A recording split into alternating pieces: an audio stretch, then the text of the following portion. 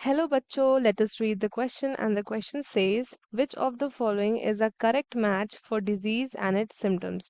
पहला ऑप्शन है tetany high Ca2 plus level causing rapid spasm. Option B is myasthenia gravis, genetic disorder resulting in weakening and paralysis of skeletal muscle. Option C is muscular dystrophy, an autoimmune disorder causing progressive degeneration of the skeletal muscle. And option D we have is arthritis, that is inflamed joints. So before starting the question, let us see the key concept. So the key concept of this question is disorders of muscular and skeletal system. Muscular and skeletal system. Disorder क्या होता है? Disorder होता है किसी भी तरीके का change जो कि आपकी बॉडी के लिए बहुत ज़्यादा अटपटा हो और it could cause your severe damages, तो इसको हम कह सकते हैं डिसऑर्डर्स. सो यहाँ पे मस्कुलर और स्केलेटल सिस्टम के डिसऑर्डर्स के बारे में बात कर लेते हैं. So first of all we have myasthenia gravis. myasthenia gravis. So myasthenia gravis के बारे में पढ़ते हैं. ये आपका ऑटो इम्यून डिसऑर्डर होता है. ऑटो इम्यून डिसऑर्डर होता है एंड ये अफेक्ट करता है न्यूरो मस्कुलर जंक्शंस को. न्यूरो मस्कुलर जंक्शंस को, जहाँ पे नर्व्स और मसल्स मीट करती है, उस जंक्शंस को अफेक्ट करता है ये, जिससे आपको फटीग फील होता है. फटीग फील होता है, वीकनेस फील होती है एंड पैरालिसिस हो जाता है. पैरालिसिस हो जाता है ऑफ द स्केलेटल मसल्स. सो ये तो हो गया आपका मायस्थीनिया ग्रेविस. नेक्स्ट हम देखते हैं, it is muscular dystrophy. Muscular dystrophy. So muscular dystrophy की बात करें तो ये आपका, इसमें आपका क्या होता है, ये है आपका प्रोग्रेसिव, स्लोली स्लोली क्या होता है, डीजनरेशन होता है. प्रोग्रेसिव डीजनरेशन होता है स्केलेटल मसल्स का एंड ये मोस्टली आपका किसके थ्रू होता है, it is due to the genetic disorder. Genetic disorder. So अब हम नेक्स्ट देखते हैं, that is we have tetani.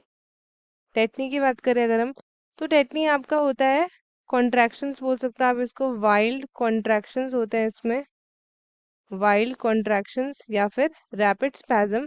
और ये कहाँ होता है, ये होता है मसल में.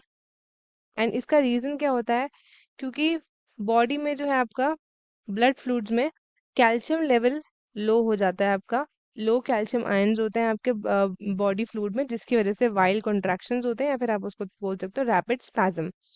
ये होता है आपका टेटनी. अब नेक्स्ट हम बात करते हैं about arthritis. Arthritis. So arthritis में क्या होता है, अर्थराइटिस में जॉइंट्स का इन्फ्लेमेशन हो जाता है. इन्फ्लेमेशन हो जाता है किसका, of joints. Then next disorder अगर हम यहाँ पे देखें, इट इज ऑइस्टोपोरोसिस. ऑइस्टोपोरोसिस. सो जो ऑइस्टोपोरोसिस है, ये आपका एज से रिलेटेड एक डिसऑर्डर होता है, जिसमें जो आपका बोन मास होता है ना, बोन मास, वो डिक्रीज हो जाता है एंड फ्रैक्चर्स के चांसेस बढ़ जाते हैं. फ्रैक्चर, बूढ़े लोगों में ना फ्रैक्चर्स के चांसेस बहुत ज़्यादा बढ़ जाते हैं क्योंकि एज कम होती है उनकी, इस वजह से. यहाँ पे क्या होता है, मेन रीजन क्या है इनका, decreased level of oestrogen. Oestrogen अगर लेवल डिक्रीज है आपकी बॉडी में, तो उससे आपका ऑस्टियोपोरोसिस हो सकता है. सो अब लास्ट हमारे पास यहाँ पे गिवन है, that is gout. So gout के बारे में डिस्कस करते हैं. गाउट भी आपका इन्फ्लेमेशन होता है. इन्फ्लेमेशन होता है जॉइंट्स का. और ये किसकी वजह से होता है, ये होता है यूरिक एसिड के जो क्रिस्टल्स होते हैं ना, यूरिक एसिड के क्रिस्टल्स जमा हो जाते हैं, उसकी वजह से आपका गाउट होता है. जॉइंट्स में ये जमा हो जाता है, जिसकी वजह से यहाँ पे इन्फ्लेमेशन, सूजन आ जाती है आपके जॉइंट्स के अंदर. सो अब हम चलते हैं ऑप्शंस की तरफ. सबसे पहले अगर हम देखें, tetany, it is due to high C A 2+ levels हमने अभी पढ़ा था, it is due to low, so ये वाला ऑप्शन आपका इनकरेक्ट हो जाता है। मायसीनिया ग्रेविस आपका जो है ऑटो इम्यून डिजीज है, यहाँ पे आपको जेनेटिक डिसऑर्डर दिया है, तो ये वाला ऑप्शन भी आपका इनकरेक्ट होगा। मस्कुलर डायस्ट्रोफी की अगर हम बात करते हैं, ये आपका प्रोग्रेसिव डीजनरेशन है और ये भी आपका जेनेटिक डिसऑर्डर है, ये भी आपका इनकरेक्ट है। अर्थराइटिस में हमको दिया है इन्फ्लेमेशन ऑफ जॉइंट्स, आप देख सकते हैं this is the correct answer.